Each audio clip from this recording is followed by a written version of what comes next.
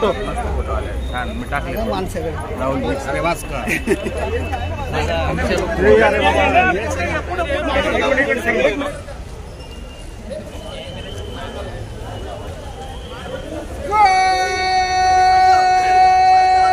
General सलामी shot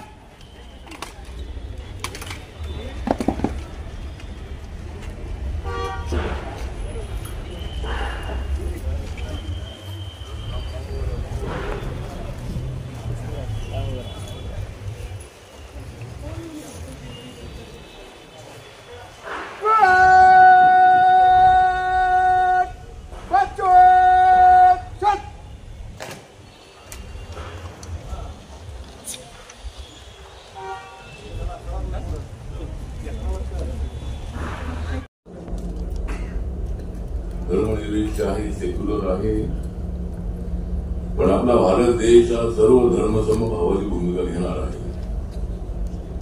Babasaheb आंबेडकरांचा जन्म पूर्वीच्या महार समाजामध्ये झाला आणि हा जो महार समाज आहे, दलित समाज आहे, हा अंडरकवर होता, गावाच्या बाहेर तो राहत होता. त्या समाजाला सामाजिक न्याय मिळत नव्हता, शैक्षणिक न्याय मिळत नव्हता, आर्थिक न्याय मिळत नव्हता. आणि बाबासाहेब आंबेडकरांना अनेक अनुभव आले. ते साताऱ्याच्या शाळेमध्ये जाताना त्यांना शाळेच्या बाहेर बसवावं लागत होतं. एकदा रहमतपूर स्टेशनला उतरून ते साताऱ्याला चाललेले असताना गाडीत बसल्यानंतर त्या गाडीवानाला कळलं की हा महार आहे, हा अचूक आहे. एवढेला त्या लहान युवाला गाडीतून उतरवण्यात आलं होतं. त्यानंतर बाबासाहेब आंबेडकरांना असे अनेक अनुभव आले. बडोद्यामध्ये सयाजी महाराज गायकवाड यांच्या संस्थानामध्ये नोकरी करताना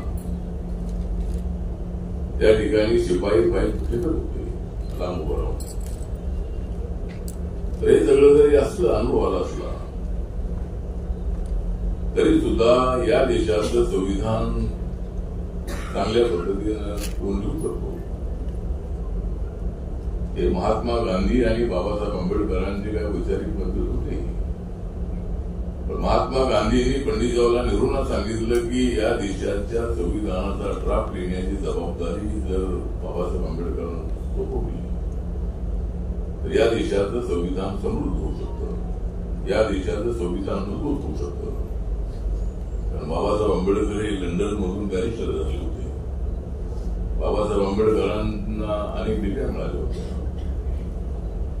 पण संविधान लिहिताना मात्र या देशामध्ये हजारो जाती आहेत, या देशामध्ये जवळजवळ 18-20 भाषेचे लोक राहतात, या देशामध्ये 7-8 धर्माचे लोक राहतात. त्या सर्वांना एकत्रित ठेवणं अत्यंत अवघड होतं. पण बाबासाहेब आंबेडकरांनी देश सर्वात मोठा आहे, जात, धर्म, भाषा, पंथ यापेक्षा देश महत्वाचा आहे. आणि दलितांना तो त्यांनी सांगितलं की देशाची वेळ येईल त्यावेळेला देशासोबत आपण राहिलं पाहिजे. आणि किती अन्याय जरी झाले असले तरी देश म्हणून आम्ही एक आहोत अशी भावना बाबासाहेबांची होती. आणि संविधान हे सर्वांनी लिहिले. संविधान जे आहे त्याच्यामध्ये सर्वांचं योगदान आहे, संविधान सभेचं मोठं योगदान आहे. पण ड्राफ्टिंग कमिटीचे चेअरमन म्हणून बाबासाहेब आंबेडकरांनी आपली मतं त्या संविधान सभेमध्ये मांडून त्यांनी संविधानाचा ड्राफ्ट रात्र जागून लिहिला. 26 अलीपूर रोड हा बंगला होता जिंदल यांचा आणि त्या बंगल्यामध्ये बाबासाहेब आंबेडकर त्यावेळेला राहत होते. आणि बाबासाहेब आंबेडकरांनी संविधान लिहिलं. पण तुझा जो प्रश्न महत्वाचा आहे की धर्मनिरपेक्ष जर आपला देश आहे तर जात धर्म जेवढेला सेन्सस होतं, जनगणना होते, 10 वर्षांनंतर एकदा जनगणना होते आणि 2011 मध्ये झालेली जनगणना आणि त्यानंतर आता 21ची जनगणना झाली नाही, पण ती लवकर होईल. पण ही गोष्ट खरी आहे की त्याच्यामध्ये जात द्यावी लागते. एक तर घटनेच्या आर्टिकल 17 प्रमाणे जाती व्यवस्था संपवण्यात आलेली आहे. तरी अजून जाती आहेत. शेड्यूल कास्टला रिझर्वेशन आहे, शेड्यूल ट्राईबला रिझर्वेशन होतं सुरुवातीला, नंतर ओबीसीला रिझर्वेशन मिळालं. नंतर मंडल कमिशनच्या काळामध्ये युपी सिंग प्रधानमंत्री असताना पण आता जात मात्र घ्यावी लागते. कारण जर रिझर्वेशनचा फायदा घ्यायचा असेल तर शेड्यूल कास्ट मध्ये कोण आहे? हिंदू महाल आहे, हिंदू मांग आहे, सांबार आहे. महाराष्ट्रामध्ये शेड्यूल कास्टचे 59% आहे. महाराष्ट्रामध्ये आणि देशामध्ये जवळजवळ 1200 जाती शेड्यूल कास्टचे आहे. त्यामुळे जात लिहिल्याशिवाय त्यांना रिझर्वेशन मिळत नाही आहे. तू म्हणते तसं बरोबर आहे. भविष्यामध्ये जात लिहिण्याची आवश्यकता राहू नये. जाती व्यवस्था कायद्याने गेलेली आहे, पण माणसांच्या सगळ्याच माणसाच्या मनातून गेलेली नाही. आता आपली जैन साहेब आहे, तर मी पुण्यात आलो की मला ज्यांना भेटल्याशिवाय पडत नाही जैन. मी पुण्यात आल्यानंतर मला ज्यांना भेटल्याशिवाय पडत नाही जैन, त्यांचं नाव आहे सोनलाल जैन. तर यांच्यासारखे अनेक लोक आहेत की ज्यांनी सर्व जातीच्या लोकांना न्याय देण्याचा प्रयत्न केलेला आहे. दलित समाजातल्या मुलांना, मुलींना, प्राध्यापकांना प्रोत्साहन दिलेलं आहे. असे समाजामध्ये असंख्य लोक आहेत की ते जाती व्यवस्था मानत नाही. आणि बाबासाहेब आंबेडकरांना शाळेमध्ये जाऊ दिलं जात नव्हतं. पण आज जर मी शाळेत जाताना जर मला एखाद्या मास्तरने अडवलं असतं तर मी त्या मास्तरला शाळेतून बाहेर काढलं असतं. त्यामुळं तर आता एक परिस्थिती नाहीये.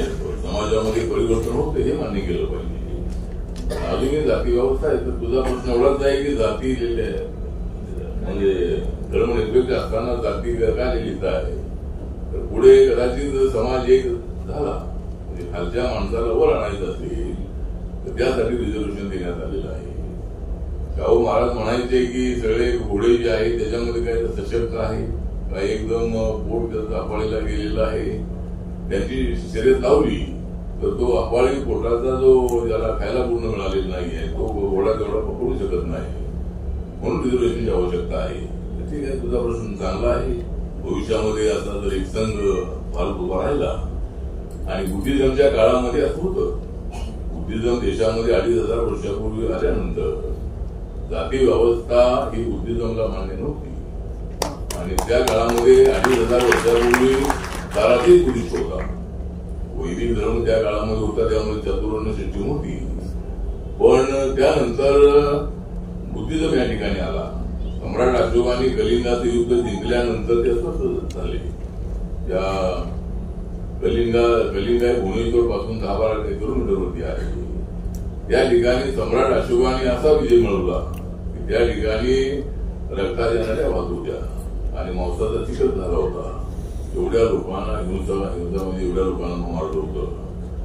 आणि ते सगळं बघून सम्राट अशोक जे आहे अस्वस्थ झाले आणि ते नंतर बुद्ध झालेले आहे. त्या काळात जाती व्यवस्था नव्हती. पण आज देशामध्ये जाती अजूनही आहे. पण त्या असू नये हे तुझं मत आहे. त्या मताचे आपण सहमत आहोत की भविष्यात असं कधी होईल अशी आपल्याला अतिशय सखोल उत्तर असं आठवले साहेबांनी दिलेलं आहे. यानंतर दुसरी विद्यार्थिनी आहे स्नेहा वाघमारे. नमस्कार सर, माझा असा प्रश्न होता की समान नागरिक कायदा याबद्दल आपले मत काय आणि त्याचा शिक्षण व्यवस्थेवर काय परिणाम होईल. मात्र आता समान नागरिक कायदा जो आहे तो सध्या देशामध्ये नाही. आणि या देशामध्ये हिंदू समाजाची अनेक लोकांची मागणी अशी आहे की समान नागरिक कायदा असला पाहिजे. पण मुस्लिम पर्सनल लॉ प्रमाणे घटनेमध्ये मुस्लिमांना काही प्रमाणामध्ये सूट देण्यात आलेली आहे. आणि आपला कायदा असा आहे की एका माणसाने एका मुलीशी लग्न केलं पाहिजे. परंतु मुस्लिम धर्मामध्ये मात्र अनेक लग्न केली तरी त्याला त्यांच्या धर्माप्रमाणे परवानगी आहे. म्हणून मध्यंतरी एक अहवाल आला होता आणि त्याच्यामध्ये मुस्लिमांचं पॉप्युलेशन कसं वाढलेलं आहे आणि हिंदूंचं पॉप्युलेशन कसं कमी झालेलं आहे. IITच्या विद्यार्थ्यांचा एक सर्वे आला होता. पण ठीक आहे, म्हणजे मुस्लिमांचं एकदम वाढलेलं असं नाही. मुस्लिम सगळे पूर्वी हिंदूच होते.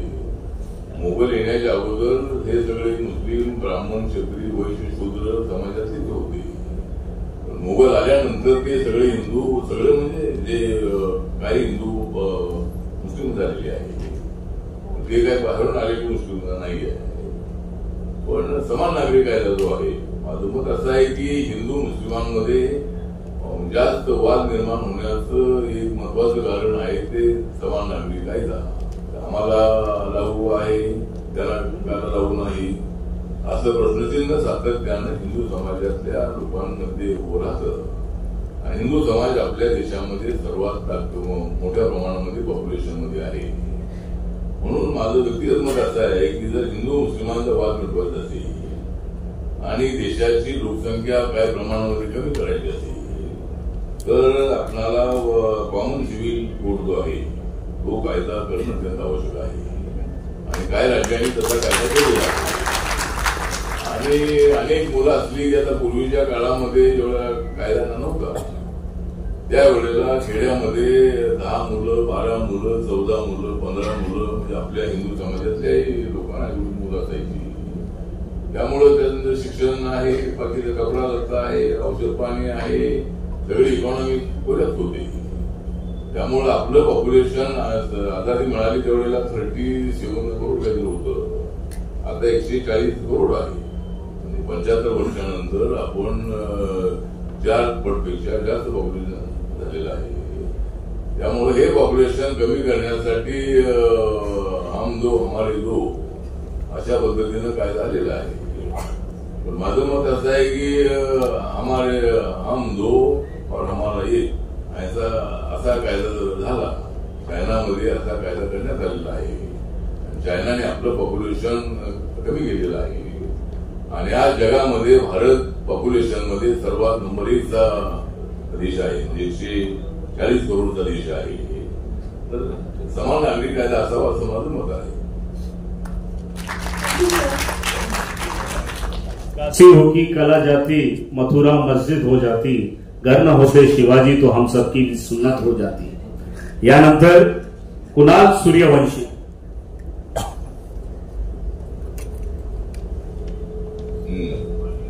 सर, आताचं जे केंद्र सरकार आहे ते खासगीकरणाच्या बाबतीत काही निर्णय घेताना दिसतं. जर येणाऱ्या काळात जर सरकारी कंपन्यांचं खासगीकरण होत गेलं तर त्याचा सर्व प्रकारच्या आरक्षणावर नक्कीच परिणाम. याबद्दल आपलं तर जे तुझं मत आहे तेच माझं मत आहे. म्हणजे आम्ही अनेक वेळेला मागणी अशी केलेली आहे की सरकारी उद्योग प्रायव्हेट करू नये. पण सरकार चालवण्यासाठी अनेक वेळेला काही अडचणी येतात आणि प्रायव्हेटायझेशनची जी काही सुरुवात आहे ती पूर्वीच झालेली आहे. काँग्रेसच्या काळामध्येच काही सरकारी उद्योग प्रायव्हेट करण्याचा प्रयत्न झालेला आहे. त्यावेळेला आमचं एक पार्लमेंटमध्ये रामविलास पासवान, आम्ही सगळे असताना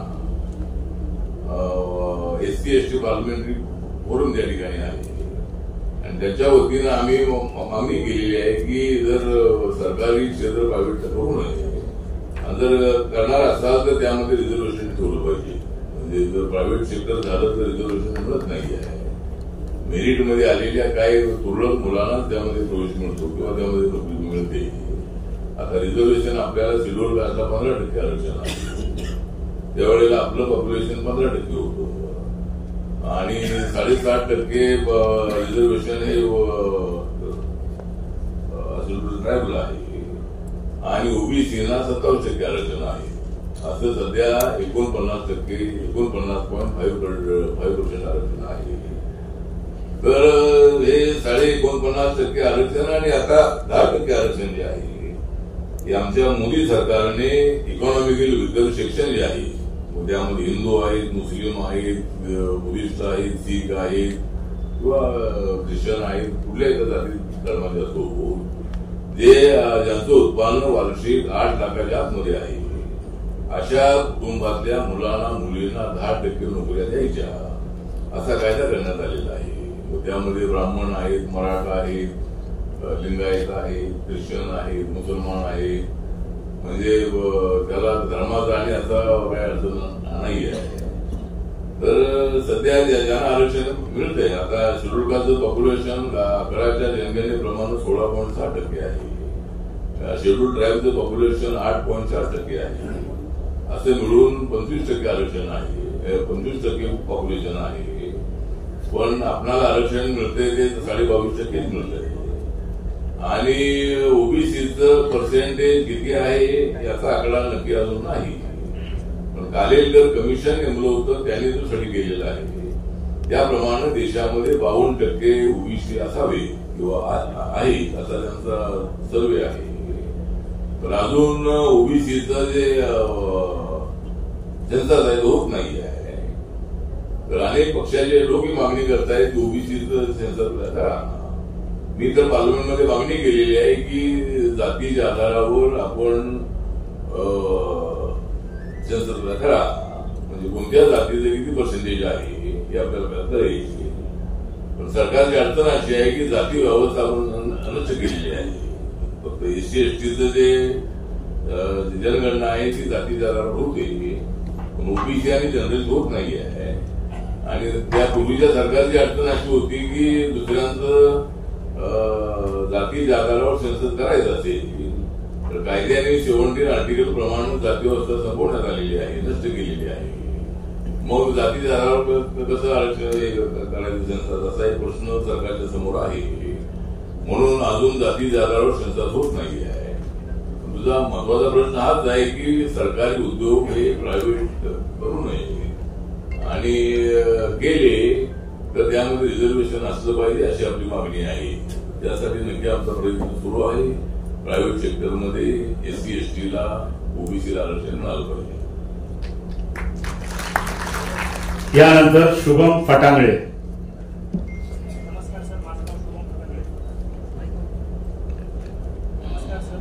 शुभम फटांगळे, माझा प्रश्न आहे, या लोकसभा निवडणुकीत संविधानात बदल केला जाईल असा विरोधी पक्षनेत्यांकडून वारंवार प्रश्न उठवण्यात आला होता. याच्यावर समाजाच्या विविध घटकांवर काय परिणाम होईल? आता काही तर संविधान जे आहे ते संविधान कुणीच बदलू शकत नाही. संविधानामध्ये अमेंडमेंट करण्याचा अधिकार पार्लमेंटला आहे.